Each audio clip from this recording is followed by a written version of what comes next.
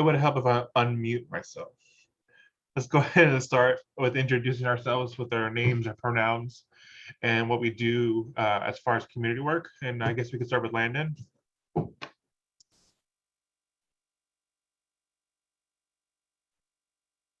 Hi, I'm Landon Ritchie. I use he, him pronouns, and I'm an intern with the Transgender Education Network of Texas, as well as a founding champion of the Gender Cool Project.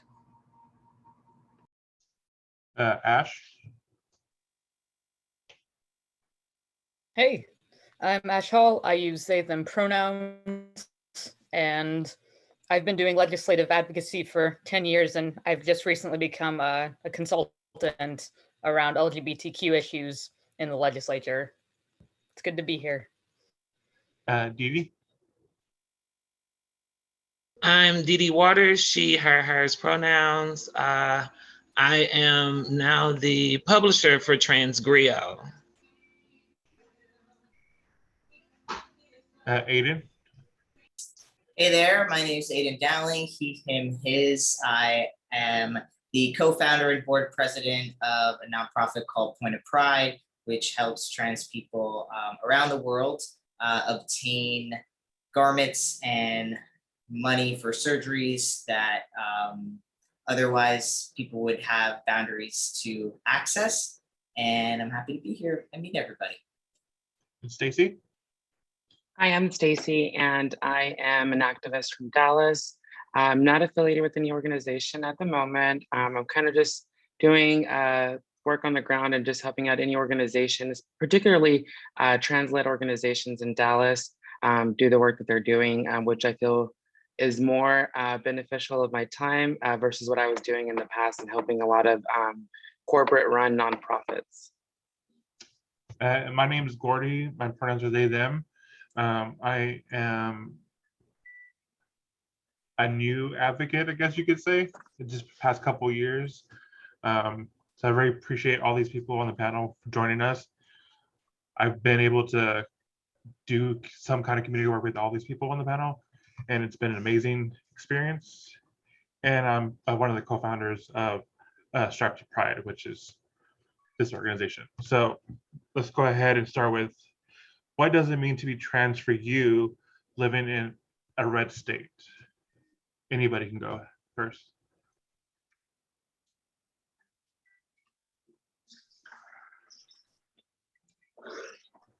Particularly for myself. There we go. Good. You want to go or I can go? No, I was just joking, like who's gonna be the penguin to break the ice, but sounds like we got our girl, so go for it. Yes. What is it like for me as a trans woman, particularly a Latinx trans woman in a red state? It's scary because I'm still navigating all the intricacies of just being trans in itself. And just from my personal experience of being fired, my thing was kind of like, hey, I'm gonna go to college and I'm gonna get out of the high school bullying stuff. I'm gonna get a job. And that kind of to me was like someone ended up bursting my bubble and they're like, nope, you are going to be fired simply just for being trans. So it doesn't matter that you're out of that. And that brings us, of course, to a lot of what we'll be talking today about is some of the legislation as well in Texas. So it's a scary experience, but yet I'm glad to be around the people that I am, such as Gordy, such as Dee Dee Waters, Ash, and everyone else here today, because we are fighting. And that's one of the things that I love about us. And Landon? Yeah, I want to echo a lot of the same points.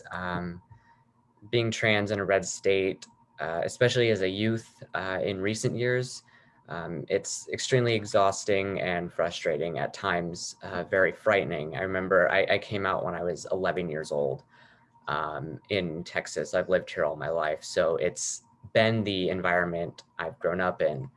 But I also think it's empowering to be a part of this incredibly resilient and powerful community. I think that the unique hardships that trans people in the South have to face bring us closer together and strengthen our sense of community. Dee Dee? Can you hear me? Yeah. Okay, so my answer probably will sound a little corny, but it's actually it's sadly refreshing. And the reason why I say that is because I get to meet, I don't want to say the wrong thing, I ain't gonna say no bad word, but I get to meet kick blank people like yourselves that are just absolutely phenomenal. I've been able to watch some of you all grow and evolve into just absolutely amazing and beautiful people. And so if it wasn't for us being somewhere where we had to fight and we had to just raise hell, excuse my language, you know, I wouldn't be able to meet some of you all, and some of the things that are inside of you all that are showing now probably would not have been forced to come out, if that makes any sense. So it's sadly refreshing because I was able to meet certain people and to see such amazing people evolve and grow. But at the same token, just like what Stacey was saying, it is sadly scary to be living somewhere in a red state. But for myself as a Black trans woman, just living in a state and existing as a Black person, specifically as a Black trans woman, comes with its own fears. Ash? Yeah, definitely relating to a lot of what I've heard so far, both in the ways that being here can be so scary sometimes, that there are threats of violence that exist to different extents for a lot of us in this community. The fact that our rights are almost always under attack. And also the fact that we tend to be the first state to sort of experiment legislatively with ways to hurt trans people. And so that means a lot of the time that we are coming up with new strategies and we don't necessarily know if they will work. And we're the ones that have to try that and push back first. And then other people are able to learn from what we've done and have an easier shot taking stuff down in their states. So there's that piece of it, but there is also the resilience of the community and like that constant feeling that I'm never really alone, and that I'm part of something much greater than just myself. And I wouldn't trade being trans for anything. I think it has made me into a better person, and I think it's helped me better understand what it's like for folks who are different from me, who also have their civil rights constantly under attack. I'm proud to be part of this community. And Aydian? So I'm new to a red state. I moved to Austin, Texas about in February of 2020. Born and raised New York, lived in Oregon for a few years. I did live in Florida, which was a red state, but it was, I think, you know, it was back in 2010 when it was more, we were focused much more on marriage equality than anything in the trans spectrum or realm. So it's quite different to just, you know, and it's different not almost on an everyday level. Like the people don't feel much different, to be completely honest. You know, the negative and positive people all around. Granted, I'm in Austin, so that's definitely a more diverse city than other parts of the state. But I will say that it is definitely interesting to have the, you know, governing, you know, bodies attacking as opposed to the opposite, which, you know, in Oregon, New York, I mean, it's just, it's not quite an issue to worry about the safety of my body and, you know, other trans non-binary people's bodies and the rights to those bodies. So it's been definitely different. But I also moved here kind of knowing that I was going to be getting into the fight. I knew I came here, you know, with my gloves in my bag, ready to pull them out when necessary. And, you know, here we are, not even a couple of months after, you know, fighting the good fight, which we've, you know, done so well in the past. So I've learned from a lot already. From the people here in Texas, and I'm excited to just, you know, continue to be the backing to some of the front runners who've been doing work here for many years. Well, we appreciate you joining us here in Texas. We're going to discuss some representation. In 2016, it was estimated that around 33% of people said they personally knew a trans person, which is up from 9% in 2013. Has more visibility and a shift in the lexicon led to greater equality in recent years, do you believe?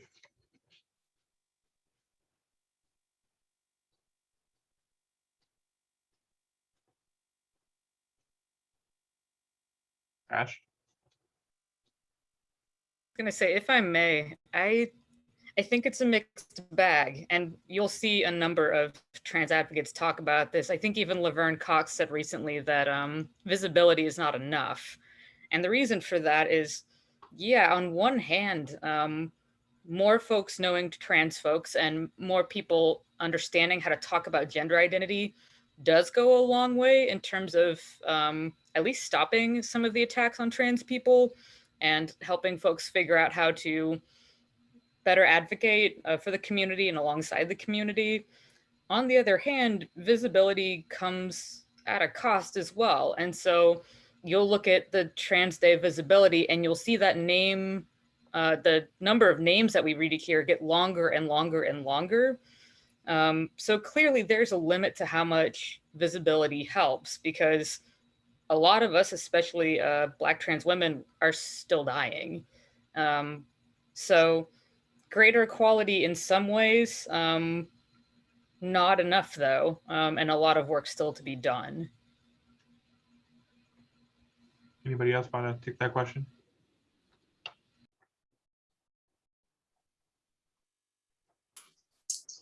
I'll throw out a positive spin in the sense that I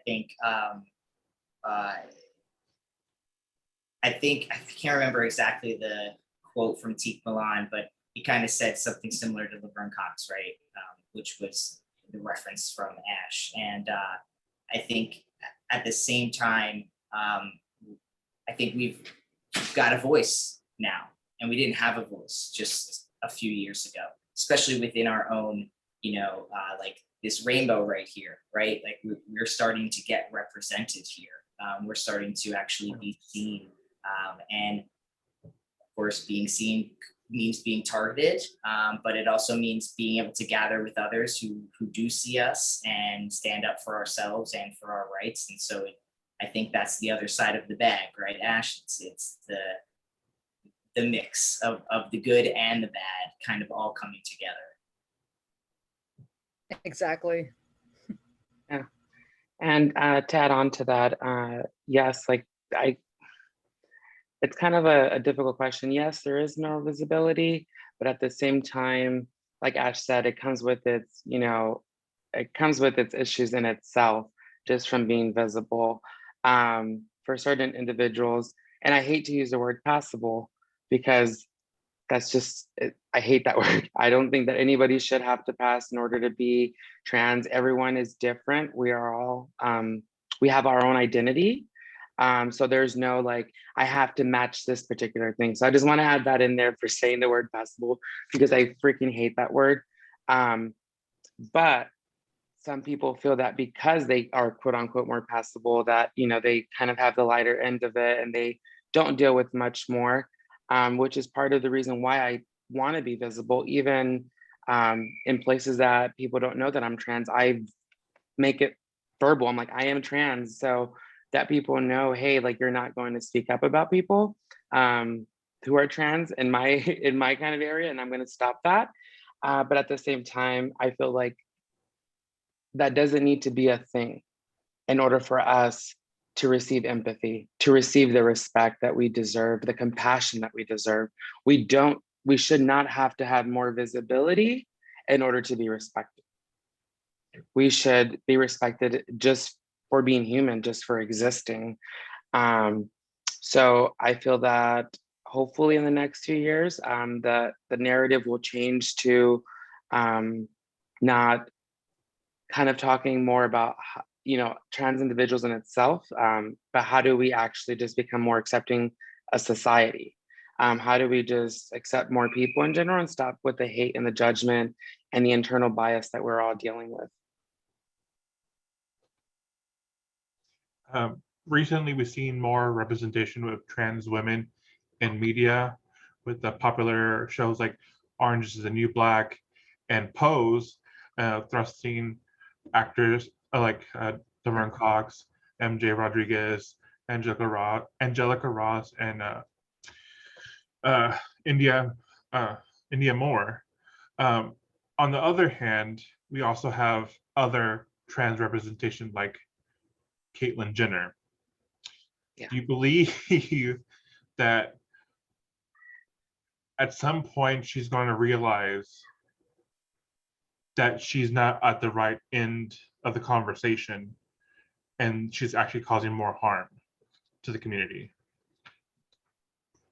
I would hope that she does that she realizes that, and it gets very messy. A lot of people who don't like Caitlyn, I have seen, tend to misgender her, and forget the fact that she also deserves respect, Yes. basic respect, like we all do. But at the same time, doesn't mean we have to agree with her stance of where she stands and her views on things. And I feel that honestly, someone like that, given how much they have been involved in the Conservative Party prior to even coming out, I don't think there's any hope for that person in general. And I'm just being honest. I honestly don't think that there is that for that person, because they still, even in recent, with their bid for California governor, they are talking about hanging out in an airplane hangar and talking about homeless people being in the street. If we can't have basic, compassion for individuals who are struggling, I don't think that she's going to understand the intricacies of being trans and properly and correctly represent our community. So I don't think that she will ever come around or ever be a respected voice for our community.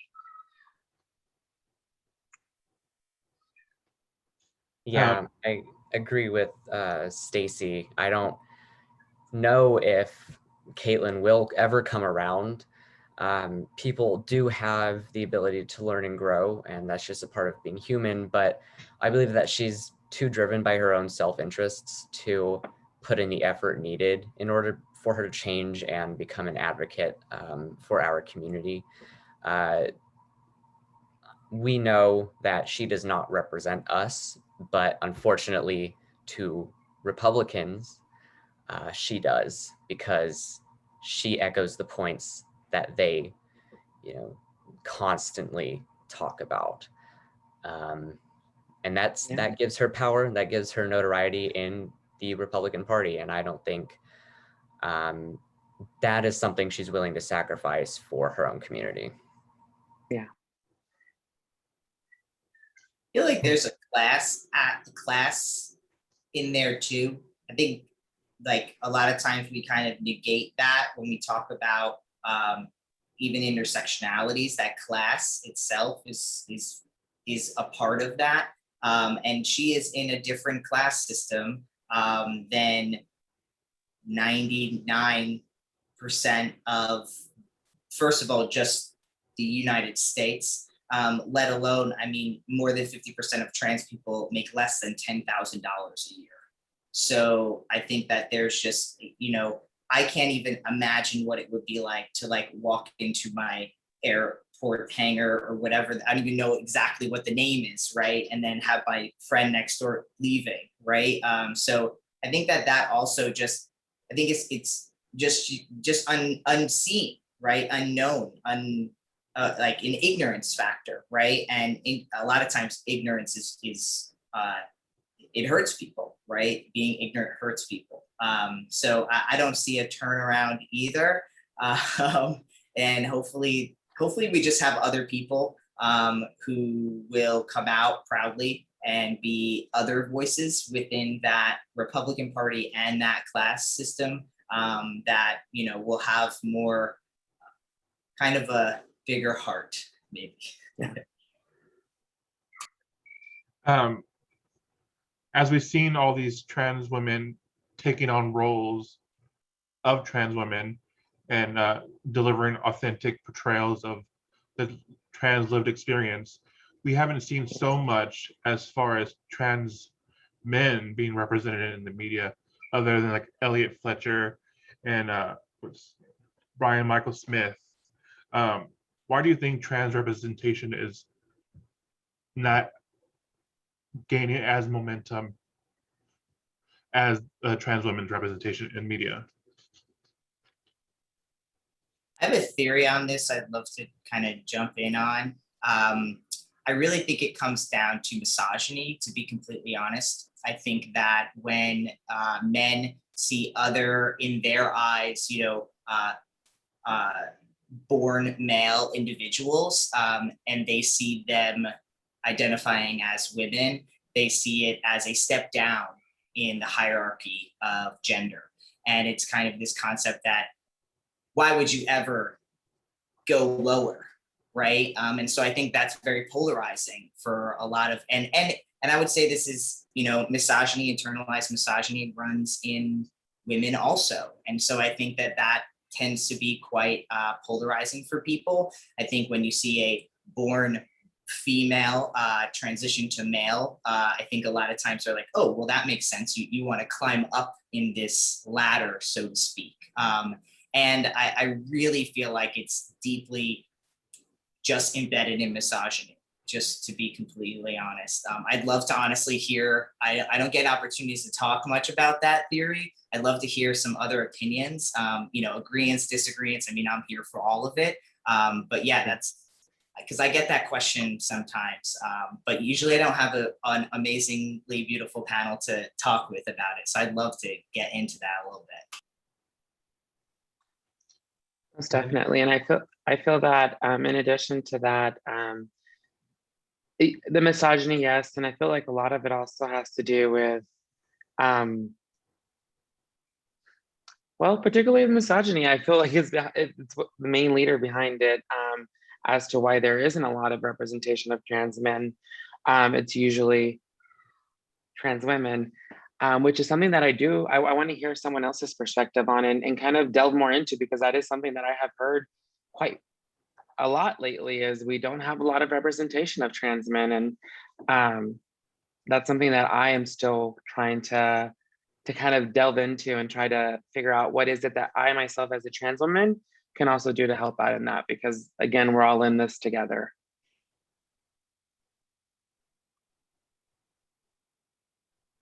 Okay, I had hit my unmute button. It seemed like everybody had looked up. Okay,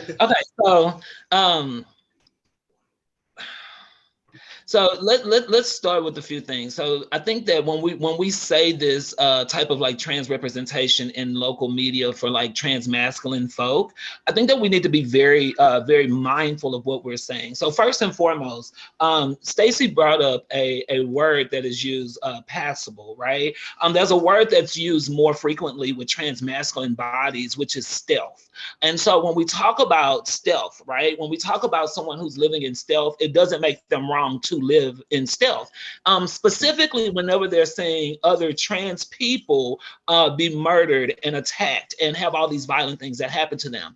A lot of people don't know, but about 35% of the crimes that take place against trans masculine folk, specifically like rape, those types of things that happen, they don't get reported as often. And the reason being is because now they live this masculine life, and to come down here and say that happened makes them feel like they stepped down, instead of, it reminding them that someone took advantage of them and it wasn't their fault, right?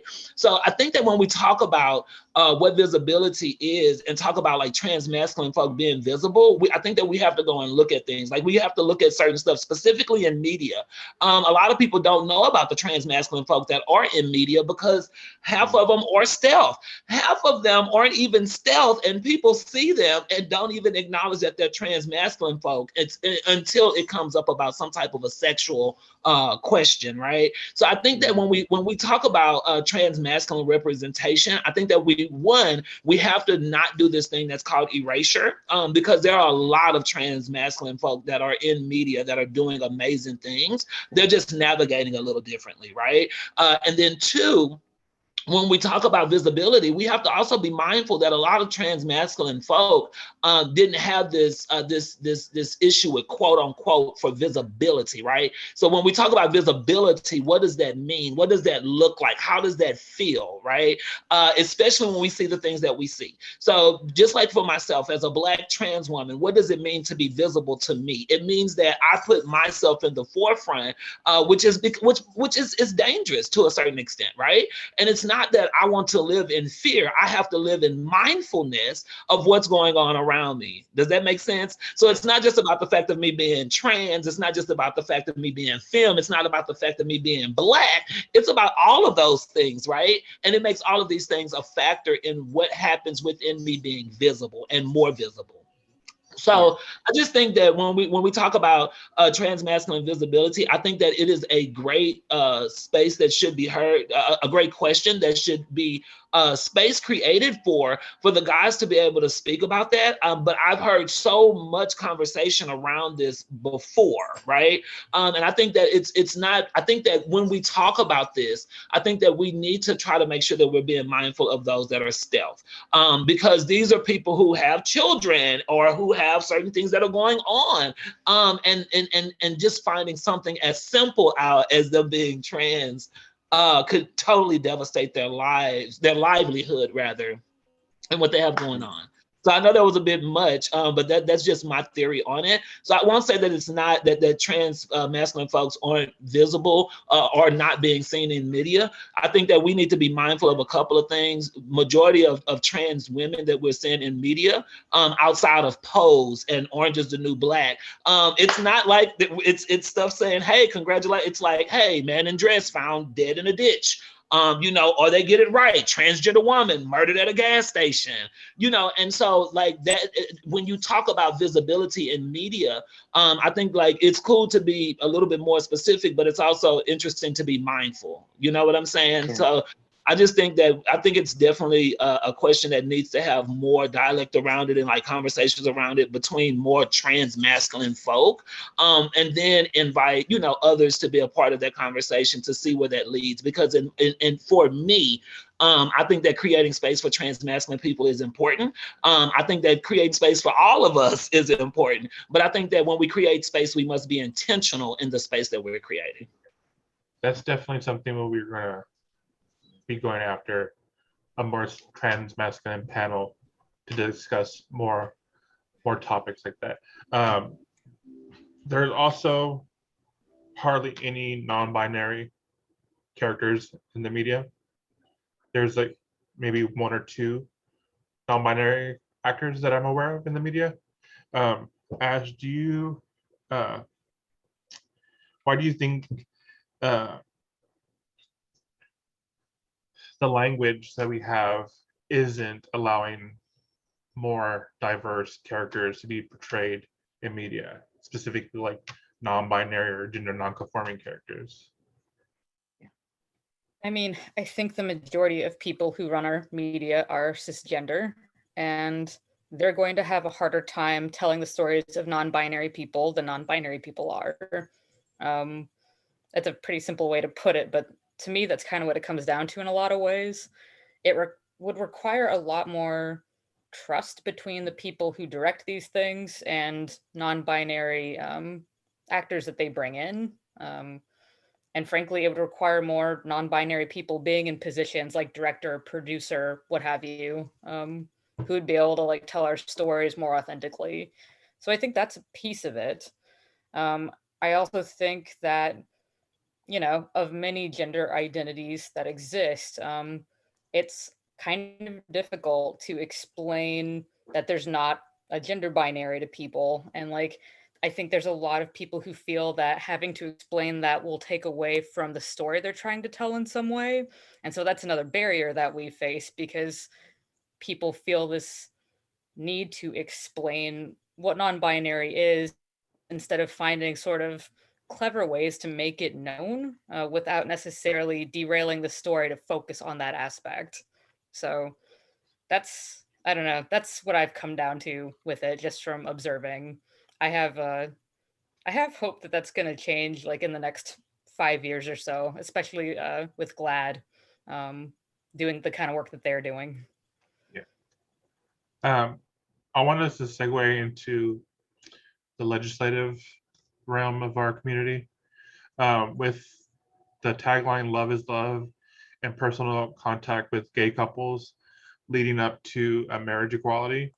That strategy was very effective with people being more visible. Understandably, visibility is not an easy place for a lot of people in our community. Do you think that strategy will be as effective for our community going forward as we tackle more of these bills coming up in the legislative session?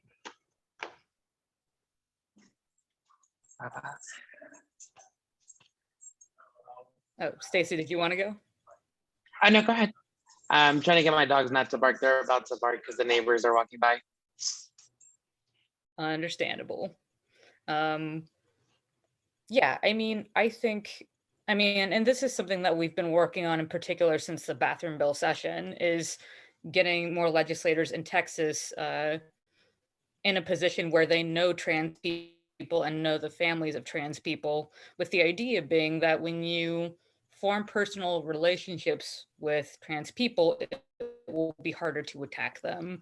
And I think there is an extent to which that has proven true, because from the information that I have received, there are a number of Republicans in particular who have backed down on wanting to attack the community. And they're not necessarily going to come out and say, trans rights are human rights or anything, but they're not going to sign on to legislation and they're not going to push it forward.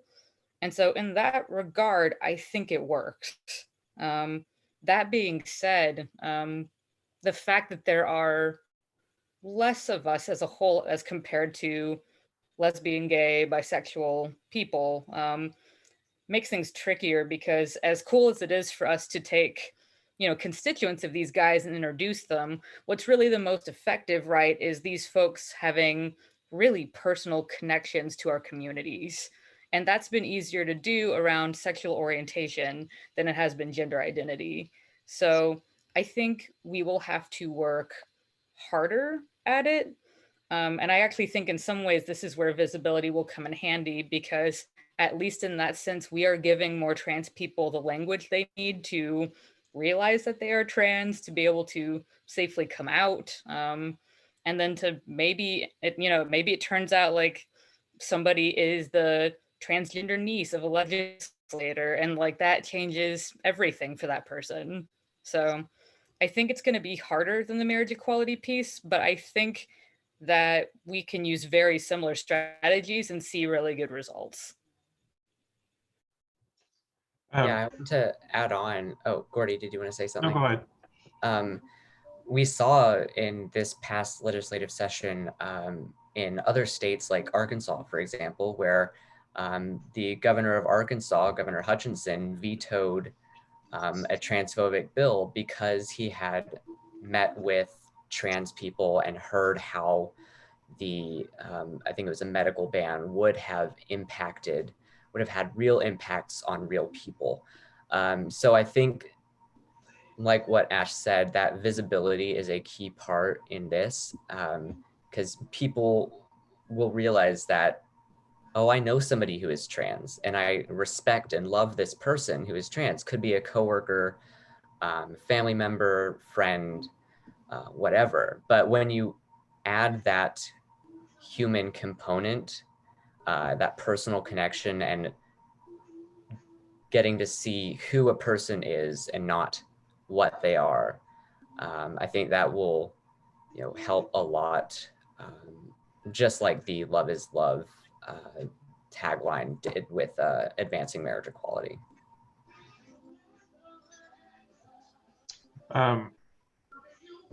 We've seen more conservatives. Go ahead. Go ahead. I know, I was going to add on and say that yes, like the "Love is Love" has added kind of that also for the trans community. Like we've come up with the hashtags and different taglines and different everything to try and kind of move it forward with acceptance and education and awareness for the trans community. But that it does add that personal thing, like with legislative stuff. If we can get those people to know us as well, but also like not just that one particular person, because like I said earlier, we all are different. We all have our own trans identity, and not everyone is the same. So just, I feel like if they even know just a little bit of the trans community, all these legislators and people who are making decisions about our lives and how we live, I feel that that's important, and there should also be something that should be mandated for all of these legislators, is to get to know us, to actually know the people who that they're making decisions for. The GOP has put more effort into tackling the trans community after the same-sex marriage was passed, specifically here in Texas in 2017.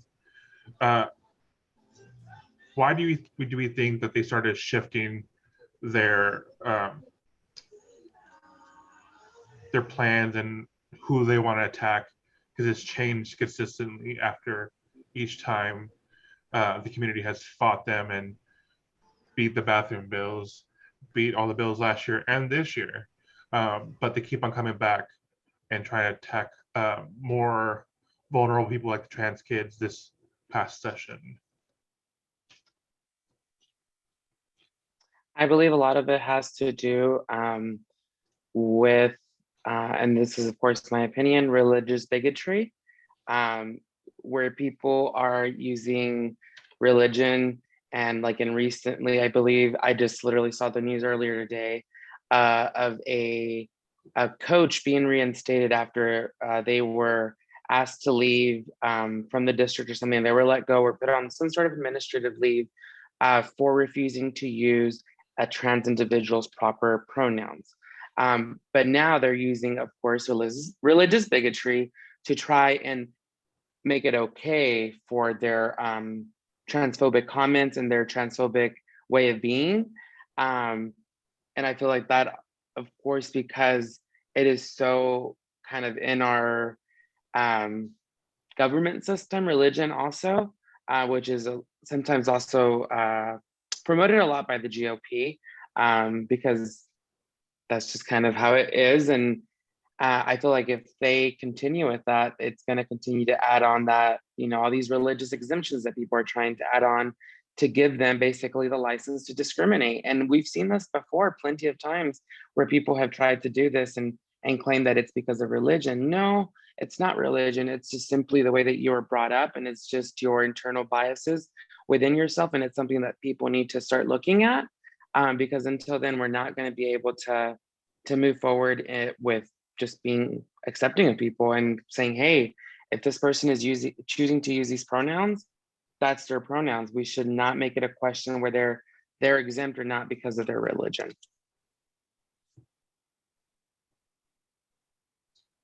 Ash?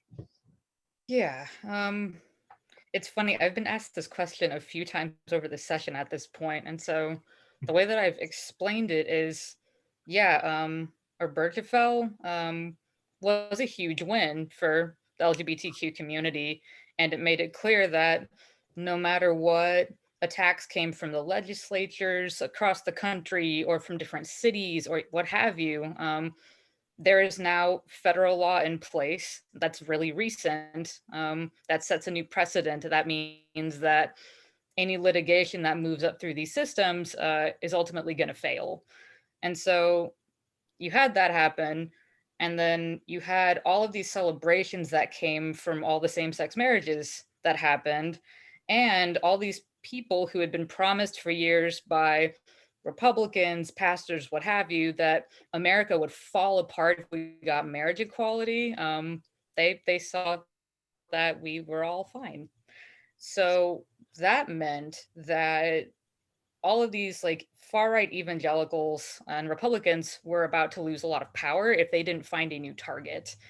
And they correctly identified the trans community as still being one of the most vulnerable targets of anybody on the LGBTQ community. It's frankly just a little bit more difficult to explain some aspects of being trans than it is to explain sexual orientation. There are less of us overall, at least so far. And you know, there's still a lot of room to get creative in a really evil way and come up with ways to mess with our rights and to mess with our freedom to just exist. And so, yeah, we were an easy target. And so they turned to us because that's one of the few ways that some of these people are going to be able to keep power is by having a target. The bright side is that I don't think a lot of these people thought that cisgender folks were going to join us on the battlefield to try to protect our rights, and they were dead ass wrong about that. So I'm enjoying watching them lose over and over and over again in different places. And I know we're going to have a special session soon in Texas, and we may be a target again. And so they can just lose again. We'll bring everybody back to the Capitol and we'll kick some ass.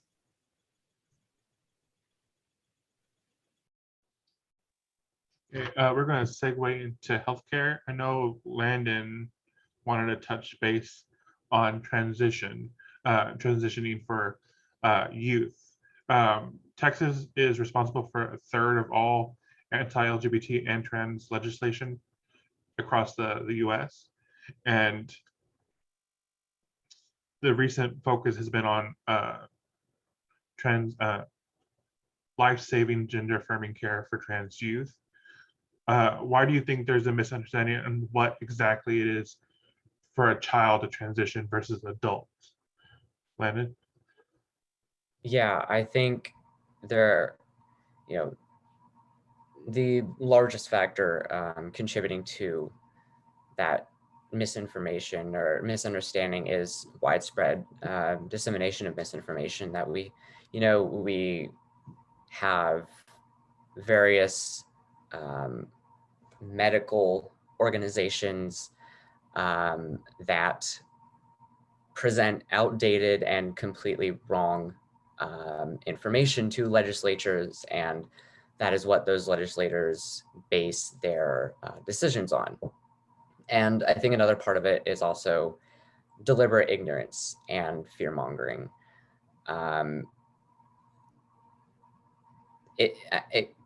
A lot of it goes back to control and power. We see with the fight for reproductive justice, even though the science is clear about, safe and safe abortions and all of that, it's still a huge point of the GOP to target and restrict that with Texas's ban on abortion at 6 weeks when most people don't even know that they're pregnant. So we have a lot of that just through power grabbing and politics. The most prominent voice in especially states like Texas and a lot of other red states is the one that does not have the correct information.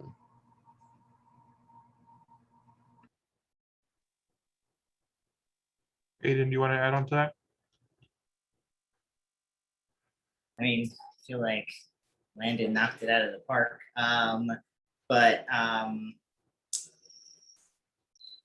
Yeah, I mean, I feel like it's someone always, needs to be, you can't be better than someone if you're not claiming to be better than someone, right? Like, I just kind of feel like that's it. That's what it all comes down to. We saw over 30 bills filed this year. Thankfully, all of them failed. And it was an increase from the previous year, a legislative session. Do you think it's going to be a continuous increase in Texas legislation to legislation year?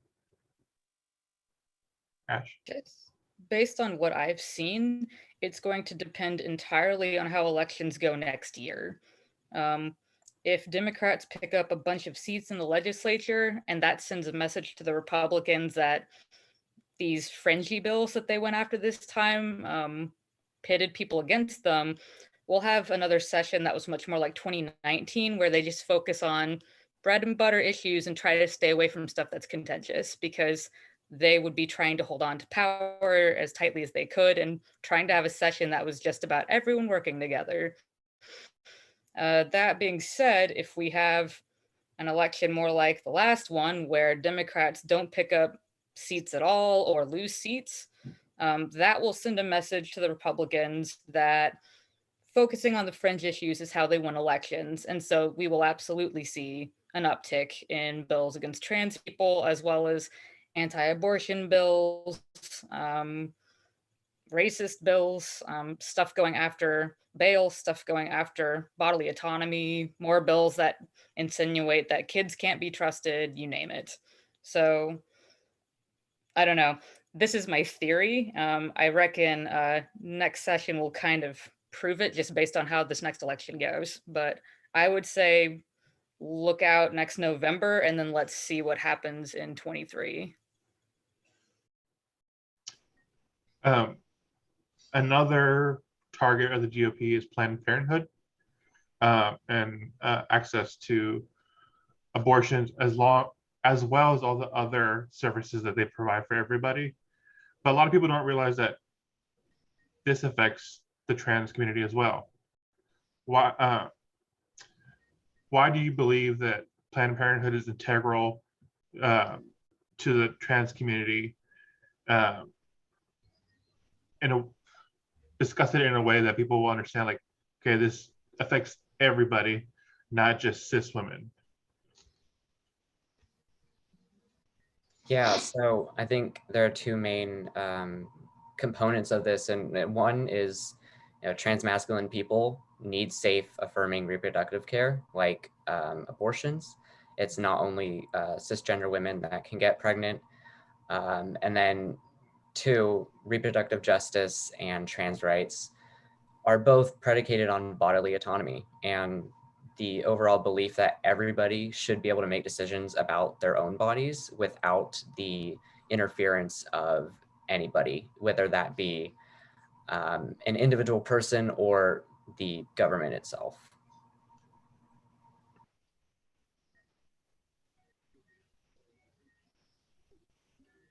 I also feel that part of the reason for kind of why it goes hand in hand, the fight that we're both in, it's because simply not only because of the this important services that Planned Parenthood is providing to individuals who do need abortions, but also because they do provide services to for trans care for certain individuals in certain areas where there is no access to trans care, such as hormones or whatever the case may be. I feel that we're only stronger if we're fighting together, because in times where we have been down and fighting for other legislative bills, or just kind of fighting in general for our rights and to be accepted, they have been there with us in the fight, and it's only right of us to be there for them, because that is what solidarity is all about, is for us to stand together, because trans rights and abortion rights and everything, it's all encompassed together. If we stand together and we fight together, we have more of a community and a backing behind us. And that's what we've always done, is we've always stood in solidarity with each other. And I don't think that it's going to be any different this time around or in the future, when there is bills or anything that is attacking our community or our allies. We're going to stand up and we're going to be fierce and we're going to take them down. So I feel that this time around, and it's also important as we're talking about all of this, I think that one of the things that I kind of mentioned to you late today, Gordy, was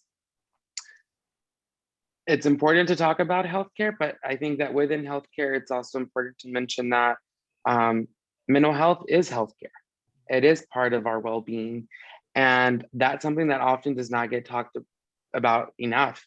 It's kind of because there's a stigma behind it, and there's this internal bias and embarrassment sometimes, or shame that we feel opening up. And I can say that from firsthand experience, because as someone who struggles with mental health issues, I'm sometimes ashamed to speak up about it because I fear that people will think I'm quote unquote crazy or unstable or, you know, not in the right mindset, when in reality, I'm struggling because a lot of the external pressures of society, often outside of the trans community, are what's causing those issues, such as those legislative bills. So when we're seeing things like that, these bills across the country attacking our community and our allies, it's important to check in, not only about, hey, what are we going to do to stop this, but are you okay? What do you need? Do you need someone to talk to? Particularly a lot of the activists like ourselves who are out there doing the work, we need to check in. Hey, we need to create this network of how do we make sure that we're okay so that we can continue this fight? Because again, we don't often talk about it, but we need to start talking about it. We need to find ways to remove that shame from it and just say, hey, like I am not having a good day, or hey, I'm having a good day. And that's cool. But we also need to make sure, you know, that we're actually talking about it and being intentional about it and making sure that we're reaching out to people when these things are going on and saying, hey, if it's even just an ear I can lend to you or a shoulder to cry on, whatever it is, I'm here for you.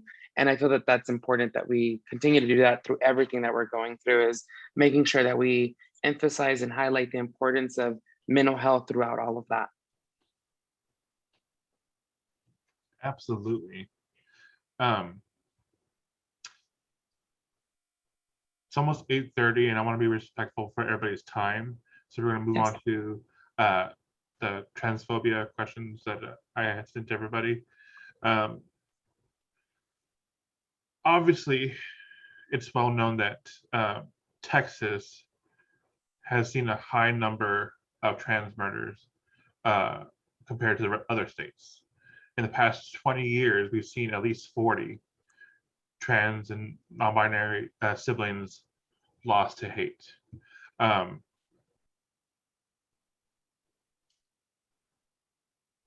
What do you think we as a community need to do to ensure that we are protecting each other, and what we need from our legislators and our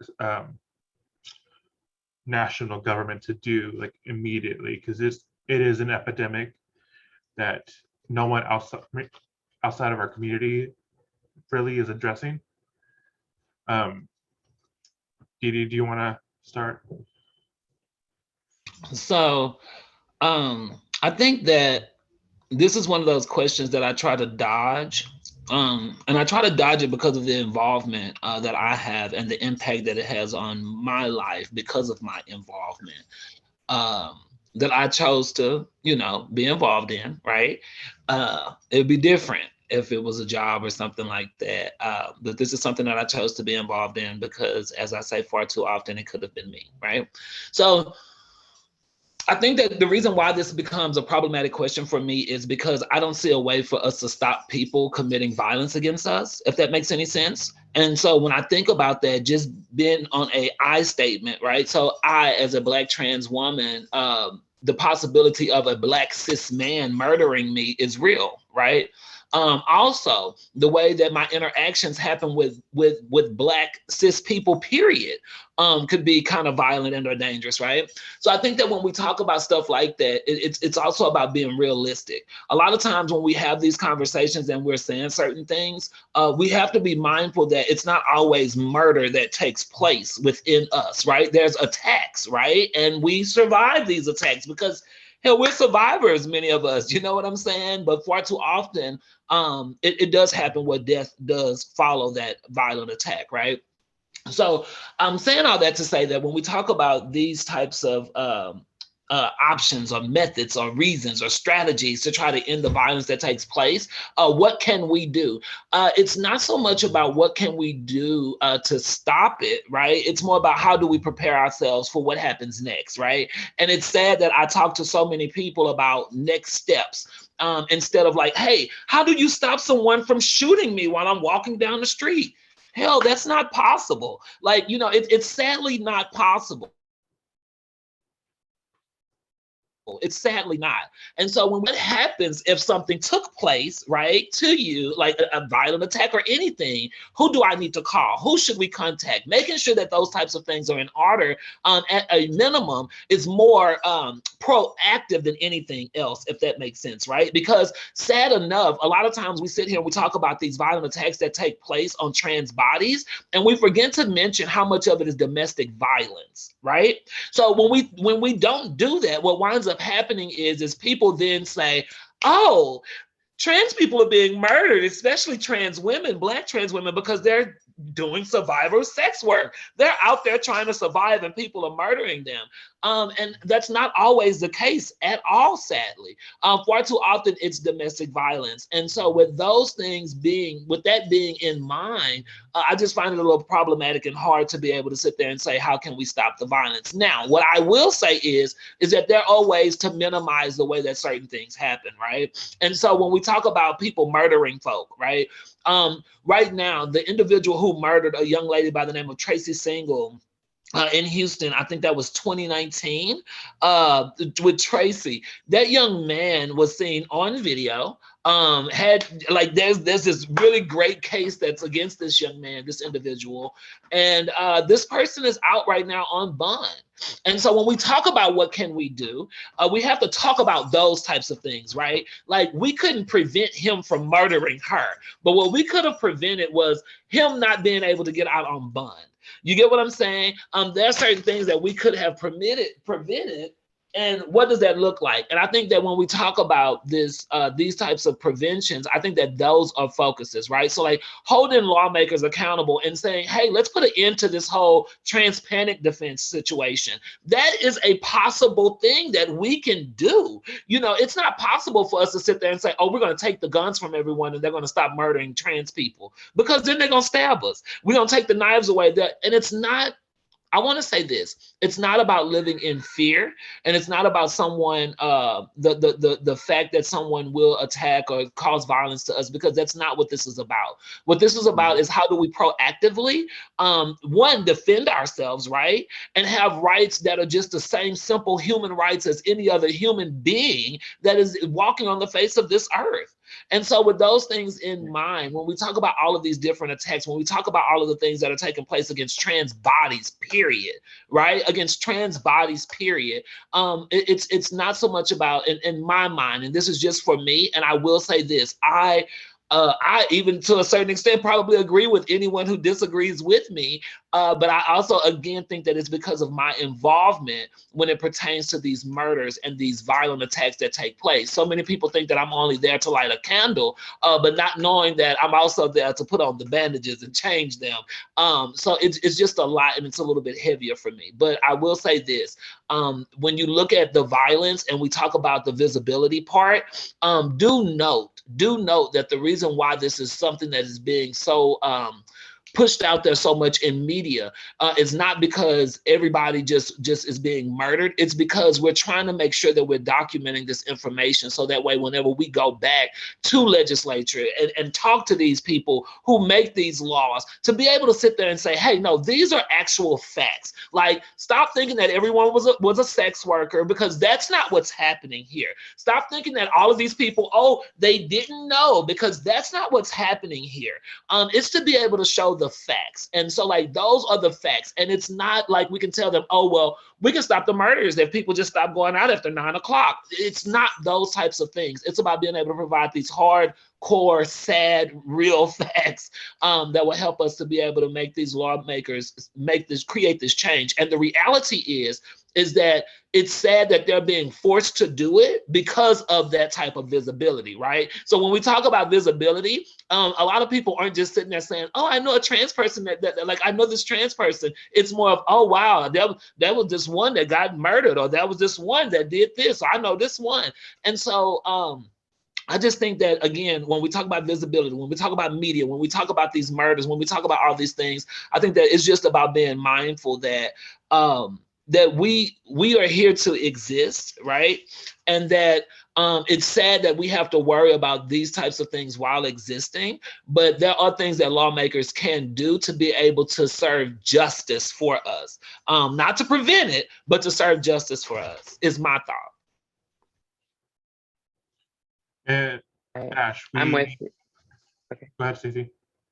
I know I was gonna say I'm with you, Dee, about a lot of this. You mentioned about Tracy, and it reminded me, and you were a lot of help in this as well with Daniela, when she was shot here in Dallas, when I was leading efforts with that here, is one of the main reasons why this individual was let out on bond was because gender identity is not included in the hate crime bill or statute in Texas, which is why a lot of these individuals don't get the hate crime like addition immediately. They have to try to kind of investigate everything. And that's why a lot of these individuals right now are out on bond. The individual who did this to Daniela, the violence that she had to go through, that individual hasn't been found.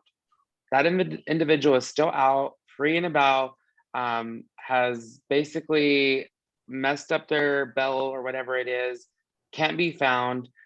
So I feel that until legislators start to take the violence that we're experiencing seriously, I don't think we're gonna ever see any change, because they need to actually start holding these people accountable. Like, you do not let someone go when they have attempted to murder someone and you leave them out on bond to just become a flight risk or just go.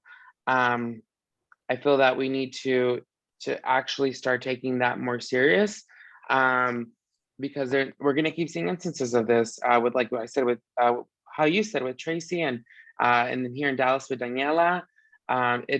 These instances are going to continue to happen, not only here in Texas, but across the country, in states that do not have the proper protections for us. Because like you said, we can't get rid of guns, we can't get rid of knives, but we can put, certain protections in place, such as, hate crime bills and things that will actually ensure that, hey, if you do this, it's going to be more difficult for you. We're going to make it a harsher punishment, because at this point, your crime that you're committing is motivated by hate. So it's important that we do try to advocate for those protections, not only in Texas, but across the country. And it should be something that's blanket to protect us all. I wanted to say something back. And so first and foremost, it is so good to see all of you all. And say, I totally almost forgot all about Daniela. And it's sad. And it's so sad, because I have to, not per se, just I have to forget. I have to kind of clear my mind sometimes, because it just be so many. But I will say this. One of the saddest realities is that right now I'm working on a team, because I just feel like it's just too much for little old me to continue to do. And so I feel like within this team that I'm building, that is one of the main things that we're going to be doing and dealing with and touching on, because the reality is that you bring up Daniela, I brought up Tracy, but do you know how often this is happening? You get what I'm saying? And so this is a real reality. One of the other things that I wanted to say within this is that it's really important that, like, so for myself, whenever I go places and I'm talking to certain family members or just certain community people, cis people, right? Not trans people, I remind them each and every time that just because you thought that this person fooled someone, tricked someone, should have told somebody, whatever the case may be, right? That there's a person who took someone's life and did it, and ain't even worried about it, ain't sitting somewhere crying, don't know what they're doing. They're probably sitting somewhere getting a blow. Do you hear what I'm saying? And the saddest part is that the next victim or the next person whose life they may take could be yours, could be someone that you love, could be someone that you know. Hell, it could be me, it could be anyone. And so I think that for me, that has been one of the biggest things that I have pushed to people, cis people, as just like, hey, let's look at this different narrative. Like, we're talking about somebody fooled somebody, so that still means it's okay to murder someone, right? And still be walking on these streets freely. And although not freely, understand something. Just like when you brought up the individual by Daniela, as soon as you said it, I remembered everything about him. I remembered everything about him. And the saddest part about it is that man, when we talked about visibility, watch this. When we talked about visibility, Stacey, that man know who you are probably. That man know who I am probably. Does that make sense? And we don't know who he is. So just like with Tracy, I knew who that man was, right? We know who they are based upon a picture. But how many times have we seen people with pictures on Facebook, honey, and we see them in person and don't know who they is? They look totally different. So what I'm saying is that when we talk about visibility, that is a thing. That is a real thing. And depending on how our visibility look can deter whether or not it's super dangerous or what, like what those factors come into play. So I will also say that I appreciate you for even bringing that up. And I think that it's important that we start to try to hold space and make sure that we seek justice for folk, because it's sad that I bet that once we go and look at these statistics and see how many of these people have gotten out on bail and have fleed, who have just ran away, I can guarantee you that the numbers are just going to be ridiculous. So I'm so glad that we even touched that. I'm sorry, Gordy, that we went on that, but I'm so glad that we touched on that, because it's important that we discuss it. So, another issue that trans people face is housing insecurity and unemployment.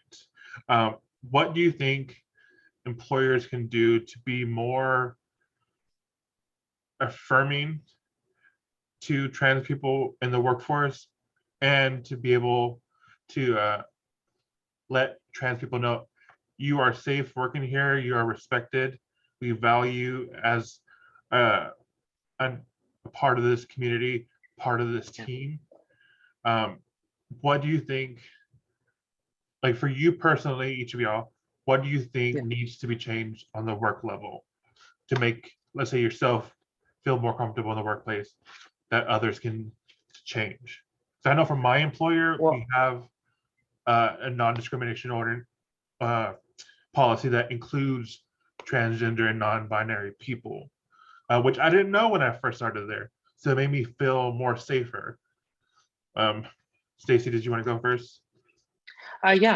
Basically, it's a really good question about employer kind of, because I've been through this. It all started, and I feel that it could have been avoided if HR had received the proper training, because it felt like the staff was friendly and whatnot, and respective of me. But when it came down to paperwork, it all happened because of a doctor's appointment visit I went to.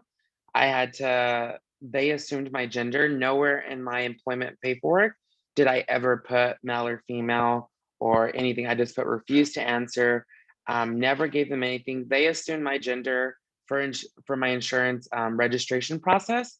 So when I tried to pick up medication and it wasn't matching what was on my ID versus what was on my insurance and a lot of things, then that was essentially what ended up outing me at work.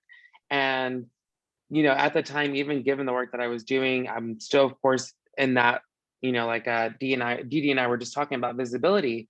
I was still choosing to just be Stacey, just someone who comes into work, gets her stuff done. But essentially, I felt like if there would have been the proper and adequate training there, we could have avoided that of me being outed in an email to my employer or to my team leads and stuff. And then now the conversation becomes to me having to explain to everybody and become this encyclopedia, if you call it, to people about what it means to be trans and what it feels like to be a trans individual working around them. And it almost became like, I appreciate them wanting to learn, but at the same time, I'm not Google. There is Google, you can look it up yourselves. The burden should not have to fall on me to educate them, which I also feel brings us back to the conversation, of course, of what can employers do, which is, of course, train HR properly, make sure that they have the proper documentation, choose an insurance company or an insurance carrier that is going to be trans inclusive and offer trans care. So making sure that they can not only set those non-discrimination policies for their staff, but to ensure that anybody that they're going to do business with is also, having these non-discrimination policies, but also making sure, like for insurance, that they're going to provide healthcare to us. I feel that if employers not only do the trainings, but are intentional about it, in the instance of having a zero tolerance policy where they're going to address it, and if you're not doing it, then you're out the door, I would like to see more of that, because that is, again, part of the reason why I left. And also for these employers to start not only caring about what's happening in the workplace, but like employers here in Texas that have essentially let me go for being trans, and that's legal. We need to make that stop. We need to have employers actually advocating alongside us at the court, at the Capitol, with these legislators, telling them, hey, I'm not going to bring my business to Texas anymore if you don't have proper protections in place for all employees, because we need everyone to thrive here, not just a select a few people. And I feel that if employers were to do that, that would hopefully, because they're bringing in the money, they're bringing in the what's keeping our economy going here in Texas. And if they can, protect us and actually stand up for us, versus not just, like I said, doing the non-discrimination ordinances at work, but actually doing the work outside to ensure that we're not only safe at work, but in the community that we came to work for them.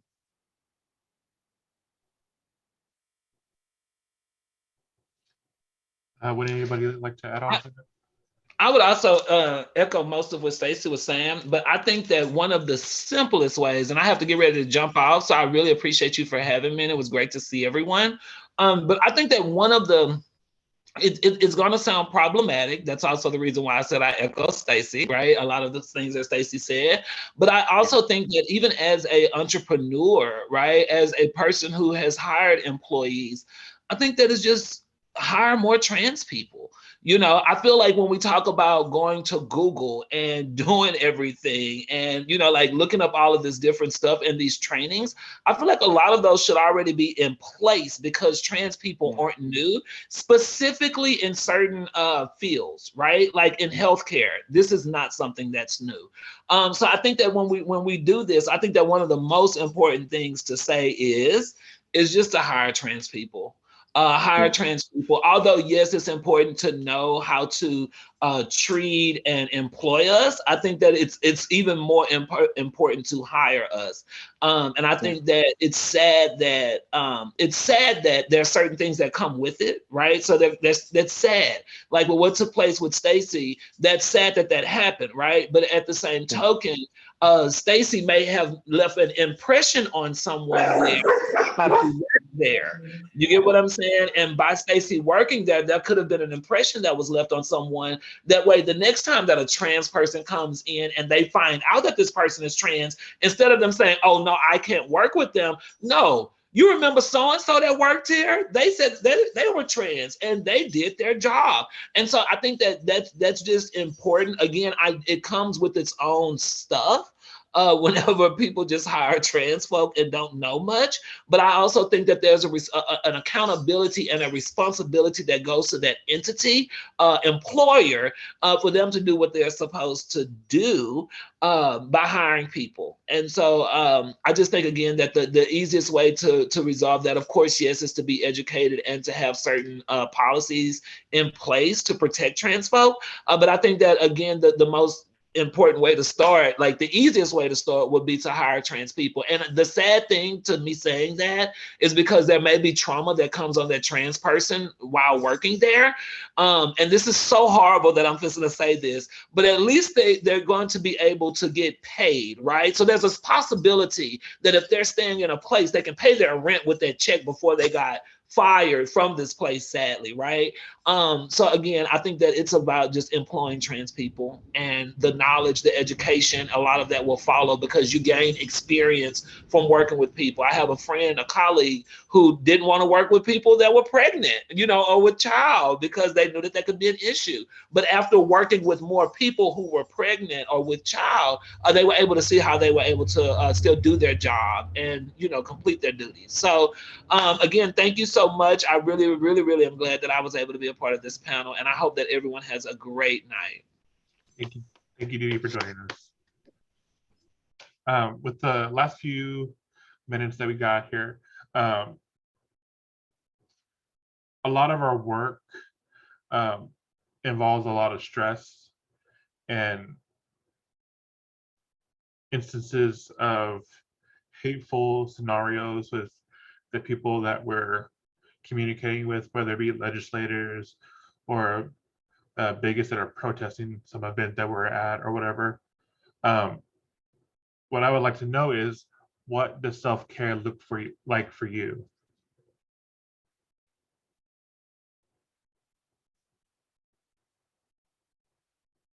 Myself, let me unmute myself.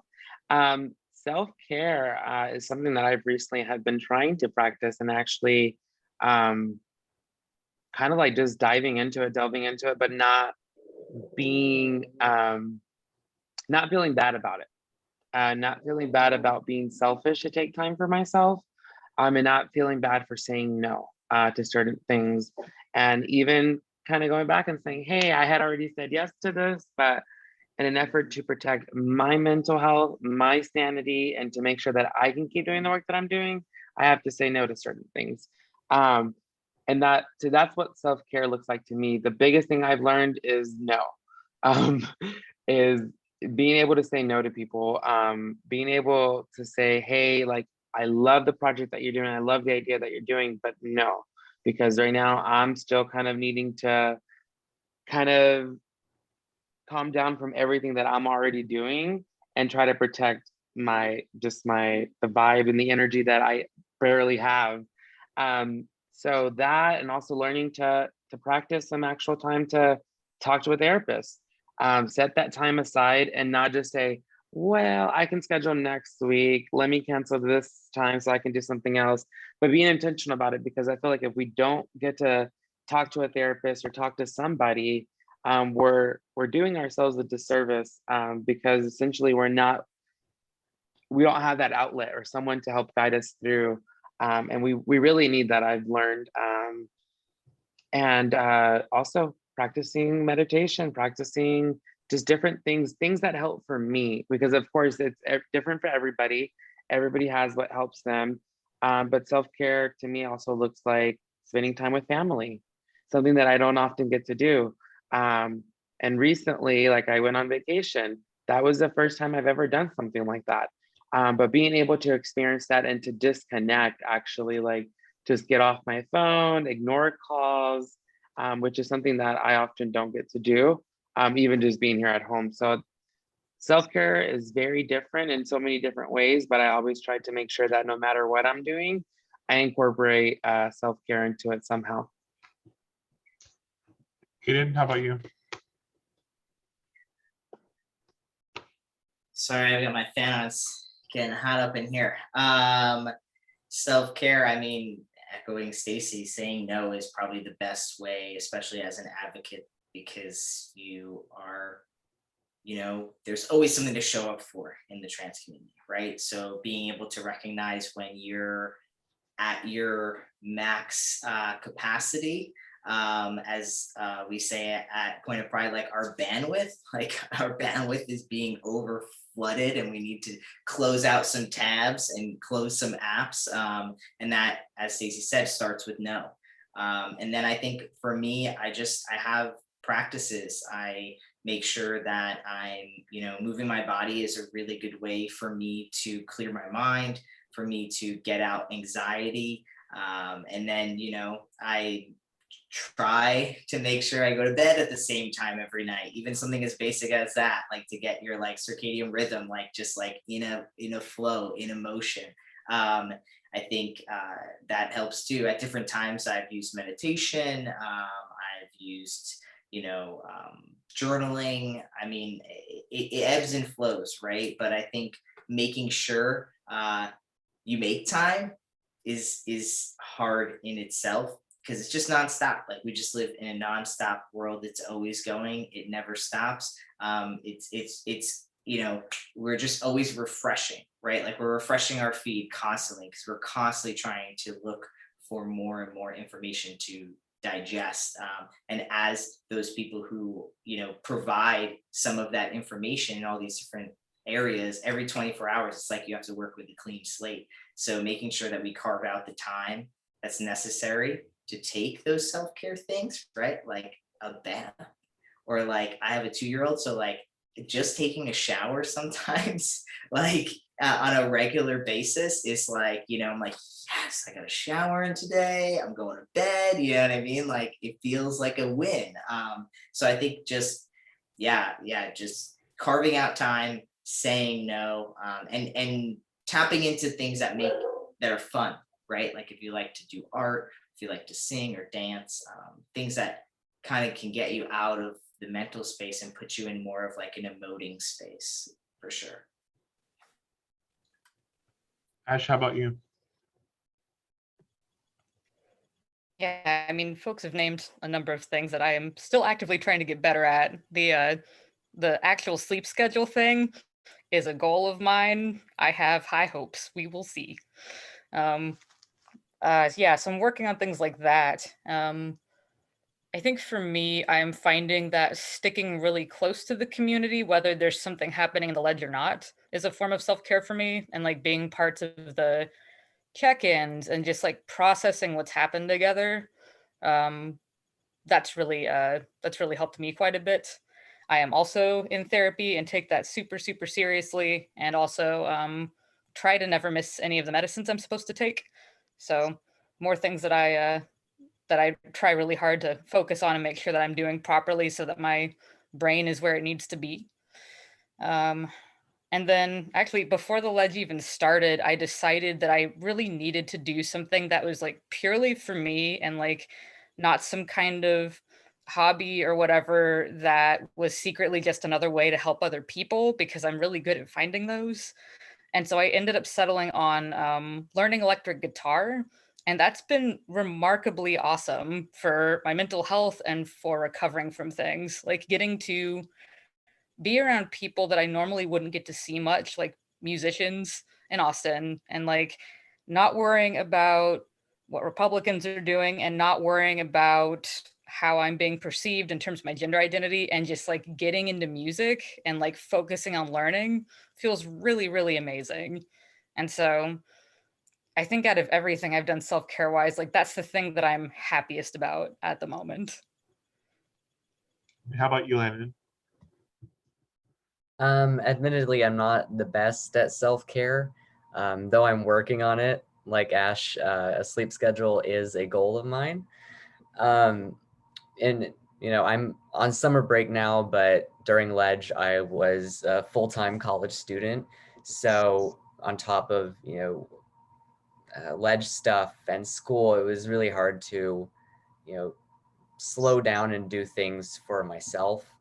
But I think I also, like Ash, Stacey, pretty much everybody's mentioned, is being in therapy, making that a consistent thing, and being on top of meds and staying close with community. But this last week, I was able to go on a vacation. I left Texas.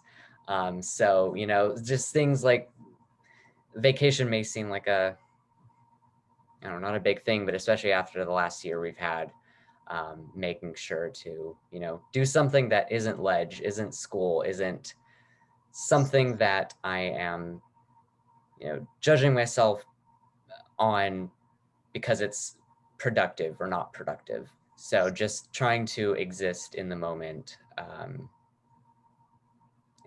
do things for me. I want to thank everybody for joining us on this panel today. I appreciate every single one of y'all. I look forward to the next time we can meet together in person. Not doing Ledge stuff, just chilling, eating a meal, having some drinks, non-alcoholic drinks for some of us. So thank you, and I guess call it a night. Call it a night. Thank you so much, Gordy, and thank you to all of the other panel members and everybody who joined. I had a great time today, just kind of being able to talk. I think this was the first thing I've done in months, simply because I'm learning to not feel bad about it, because as I first started taking a break, I was like, I shouldn't be taking this much time to myself. But thank you, Gordy, for having this space, creating this space for us to be able to come together, talk about issues that, you know, are happening right now. It really means a lot for you to bring us all together, and I'm looking forward to seeing everyone in person sometime soon, and hopefully we get to have one of these in person. Yeah, this was awesome. Thanks so much, Gordy. Pleasure meeting everyone.